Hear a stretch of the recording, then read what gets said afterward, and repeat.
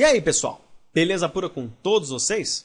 Na nona aula do curso de farmacologia, eu vou falar para vocês um pouquinho da eliminação dos fármacos. Nós já vimos aí, em aulas anteriores, como os fármacos são absorvidos, transportados e metabolizados. Agora a gente vai entender de que maneira a gente elimina esses fármacos do nosso organismo de maneira resumida. Beleza, pessoal? Então, especificamente nessa aula, eu vou dar alguns conceitos gerais de eliminação dos fármacos e por que nós eliminamos os fármacos. E vou mostrar para vocês de que maneira são eliminados os cátions orgânicos, os ânions orgânicos e os compostos neutros. A gente já viu em aulas anteriores que nós temos características específicas que o nosso organismo faz com as drogas para torná-los mais hidrofílicos. E para cada condição a gente tem um processo específico. Beleza, pessoal? Bom, vamos rever aqui então um tópico que a gente já viu em aulas anteriores, de que todos os fármacos, a maior parte deles presentes na terapêutica, são considerados xenobióticos, ou seja, para o nosso organismo, os fármacos são corpos estranhos e eles precisam ser eliminados. Para tanto, para que os fármacos possam ser eliminados, eles precisam ser metabolizados inicialmente lá no fígado para ganhar hidrofilicidade, ou seja, se tornar mais hidrofílico. Existem fármacos que já são hidrofílicos, então eles são metabolizados para serem inativados. Dessa forma, com os fármacos inativados e tornados mais hidrofílicos, eles vão ser direcionados para os rins e aí vai ser direcionado para a urina para posteriormente ser eliminado, tá ok? Então, essa é a função do nosso organismo para eliminar os nossos fármacos, que vão ser administrados para aumentar a solubilidade deles, o fígado vai tratar de fazer isso, e aí os rins tratarão de filtrar e jogar eles na urina. E a gente pode dizer que os fármacos são eliminados dos tecidos e do organismo por diversos transportadores de membrana, ou seja, esse processo de eliminação dos fármacos ele depende muito de transportadores de membrana. A gente já viu na parte de absorção dos fármacos que para que eles possam ser absorvidos não existem proteínas específicas para jogar o fármaco para dentro do nosso organismo. Então ele vai ser absorvido única e exclusivamente pelas suas características físico-químicas, como solubilidade e grau de ionização. Agora, para que o fármaco seja eliminado, seja extraído dos tecidos para o sangue, do sangue para os rins, do rim para a urina, existem uma série de proteínas que vão transportar esses fármacos para fora do nosso organismo. Existem vários tipos de transporte, diferentes tipos de proteína que irão fazer esse processo. A gente pode sintetizar esses transportes como 3 formas diferentes de se transportar os fármacos. O primeiro tópico é o transporte de cátions orgânicos, ou seja, existem fármacos que ficarão carregados positivamente após a sua metabolização ou a própria ionização do fármaco aí presente no nosso sangue. Então, existem proteínas que reconhecem esses compostos carregados positivamente e aí serão eliminados do nosso organismo. Os ânions orgânicos que adquirem cargas negativas quando ionizados, então são metabolizados, ganham carga negativa, ou a sua própria ionização faz com que o mesmo fique com carga negativa. E estas cargas negativas também existem outros tipos de transportadores de membrana que reconhecem esses ânions orgânicos e o transportam para fora do nosso organismo. E além disso, existem as moléculas neutras, que são compostos sem cargas, que a partir da sua estrutura química existem certos transportadores de membrana que reconhecem essas estruturas e eliminam eles do nosso organismo. Nós temos milhares de transportadores diferentes, cada qual com uma função específica, mas os grupos transportados, no geral, são esses 3, os cátions orgânicos, os ânions orgânicos e as moléculas neutras. Beleza, pessoal? Bom, então vamos ver agora de que maneira são transportados cada um desses componentes, começando aí pelos cátions orgânicos. A gente pode dizer que existem 4 famílias de transportadores de cátions orgânicos, ou seja, existem grupos de proteínas específicas que vão fazer a extrusão ou eliminação dos cátions orgânicos do nosso organismo. O primeiro deles é o OCT, chamado de transportadores de cátions orgânicos. Nós temos vários tipos de OCT, então nós temos uma família destes transportadores. Nós temos os OCTNs, que são os transportadores de cátions orgânicos novos, ou seja, são proteínas que foram descritas recentemente e também têm a função de transportar os cátions para fora do nosso organismo. Nós temos o MATE, que são os extrusores de múltiplos fármacos, ou seja, não só cátions orgânicos, mas eles participam aí na eliminação de uma série de fármacos.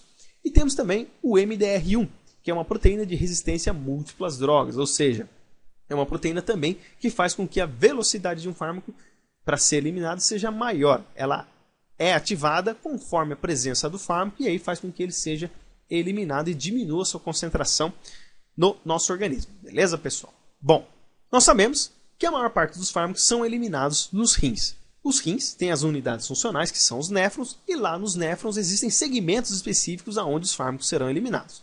Quando a gente fala dos cátions orgânicos, eles são preferencialmente excretados através dos túbulos proximais. E existe todo um perfil de transporte para isso acontecer. Vamos dar uma olhadinha nesse processo todo. Então vamos colocar aqui uma célula tubular, certo? Vamos colocar do lado esquerdo a membrana basolateral, né, que é a região onde está em contato com o sangue, e do lado direito a membrana lumial, que está em contato com a urina. Beleza, pessoal? E vamos colocar aqui o cátion orgânico presente no sangue. A nossa intenção é eliminar este cátion orgânico. Então nós temos que fazer com que ele passe do sangue para essa célula tubular e da célula tubular para a urina. Ok? Portanto, existem alguns componentes presentes nas membranas basolaterais que vão fazer o transporte do cátion orgânico do sangue para a célula tubular. Ele é facilmente transportado por transporte passivo, né? Por quê? Porque se nós formos ver, a variação do potencial de membrana de uma célula tubular é negativa. Então, o interior da célula é negativo, predominantemente negativo, e o exterior positivo. Isso favorece o transporte aqui desses cátions orgânicos, eles são transportados livremente. Quando esses cátions orgânicos já estão dentro da célula tubular, eles precisam passar daqui para a região lumial, aqui onde vai entrar em contato com a urina para ser eliminado. Portanto, nós temos outros transportadores também. O OCTN1 ele é capaz de transportar um cátion orgânico fazendo cotransporte, ou seja, enquanto eu jogo o cátion orgânico para fora, eu internalizo outro componente, que pode ser um íon H+, ou outro cátion orgânico. Tá? De um modo geral, nós utilizamos íons H+, para poder fazer esse cotransporte. É uma energia cinética de troca, né, que vai forçar o íon carregado positivamente para dentro e forçar o íon carregado positivamente para fora. Então, isso faz com que o cátion orgânico seja transportado. Nós temos estas proteínas, que são as extrusoras de múltiplas drogas, que vão fazer também a troca do cátion orgânico com outros componentes. A MATE1, por exemplo, troca por sódio ou carnitina ou outro cátion orgânico, e a MATE2K troca por íons H+. E a MDR1 ela não faz essa permuta, ou seja, troca de componentes para jogar os cátions orgânicos para a região lumial, né, para a urina. Eles simplesmente vão gastar ATP para jogar o cátion orgânico aí para a urina. Beleza, pessoal?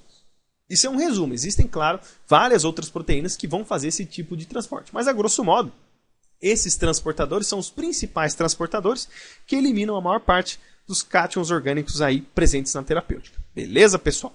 Bom, falando agora dos ânions orgânicos, a gente pode dizer que nós temos 3 famílias de transportadores, que é o OAT, que chama transportadores de ânions orgânicos, os URAT, que são denominados de transportadores de uratos, e o MRP, que são proteínas de resistência a múltiplas drogas. Elas têm um perfil um pouquinho diferente em relação às MDRs1, tá ok?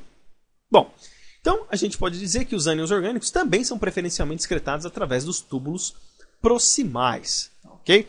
E para a gente entender esse processo de eliminação dos ânions orgânicos, vamos colocar novamente aqui a nossa célula tubular, a membrana basolateral aqui, que está em face para o sangue, e a membrana lumial, que está em face para a urina. Vamos colocar a voltagem aqui desta célula, que é menos 70 mV, né, a variação do potencial de membrana de repouso desta célula. E vamos colocar o nosso ânion orgânico aqui. Bom, o ânion orgânico, por ter carga negativa, ele é um pouco mais complicado de entrar aqui do sangue para a célula tubular em relação ao cátion orgânico. Portanto, os transportadores eles vão utilizar principalmente uma permuta para jogar os ânions orgânicos para dentro. Então, ocorre uma troca com o alfa-cetoglutarato presente aqui na célula tubular proximal e vai trocar com o ânion orgânico. Tanto o OAT1 como o OAT3 irão fazer isso. Então, nós vamos retirar o ânion orgânico aqui do sangue e jogar ele aqui para a célula tubular. O único que é capaz de jogar o ânion orgânico diretamente para dentro sem precisar desse processo é essa proteína OAT2, que ela lança ele diretamente aqui para a célula tubular. Tá ok, pessoal? Bom, o ânion orgânico, então, presente aqui na célula tubular, nós teremos aqui outros transportadores presentes na membrana lumial que irão jogar este ânion orgânico aqui da célula tubular para a urina. Então, nós temos também perfis de troca, ou seja, nós podemos jogar o alfa-cetoglutarato para fora e reabsorver ânions orgânicos aqui, ok? Porque ele participa dessa condição de permuta, mas para jogar os ânions orgânicos para dentro aqui da célula tubular. E os que vão jogar os ânions orgânicos para a urina serão o URAT1, o MRP2 e o MRP4. Então nós temos o MRP2 que faz uma permuta de urato com ânions orgânicos e essas duas proteínas irão jogar os ânions orgânicos aqui para a urina através da hidrólise do ATP. Beleza, pessoal? Obviamente também, na condição dos ânions orgânicos, existem muitas outras proteínas que vão participar desse processo, mas as que estão descritas aí são as proteínas que participam na eliminação dos ânions orgânicos da maior parte dos ânions orgânicos presentes na terapêutica aí. Beleza, turminha? E para encerrar essa aula, falando dos compostos neutros, né? O transporte de compostos neutros ocorre via proteínas do cassete de ATP, que são as MDRs e as MRPs. Então, ou seja, são proteínas que, independentemente de terem condições para eliminar, sejam ânions ou cátions, elas também são capazes de eliminar compostos que não estão carregados positivamente, porque elas reconhecem as estruturas químicas destes compostos e fazem com que eles serão eliminados na urina. Existem uma série de fármacos que são compostos neutros, mas a maior parte dos fármacos ou são ácidos ou são bases fracas, conforme a gente já disse aí em aulas anteriores. Mas, caso venha a administrar um fármaco que tenha uma característica neutra, ou seja, ele não sofre ionização, o mesmo vai ser eliminado por proteínas específicas aí, as MDRs e as MRPs. Beleza, pessoal? Bom, essa aula foi isso, então. Essas foram as referências que eu utilizei para essa aula. Espero que vocês tenham gostado. Se vocês gostaram, não esquece nunca de dar o joinha e compartilhar esse vídeo. Também não esquece de se inscrever aqui no nosso canal e participar lá do grupo e da página da Escola de Ciências da Vida no Facebook. Se vocês quiserem também, participem lá da página do Facebook e do canal do YouTube dos nossos queridos parceiros, o professor Rogério Gozzi, o Diego Barros, lá do Medicina Resumida, e o Kainan Max, do canal de Biociências. Como sempre, todas as informações estão aqui no descritivo desse vídeo. Beleza, pessoal? Então é isso aí. Forte abraço a todos, fiquem com Deus e até os próximos vídeos, se Deus quiser.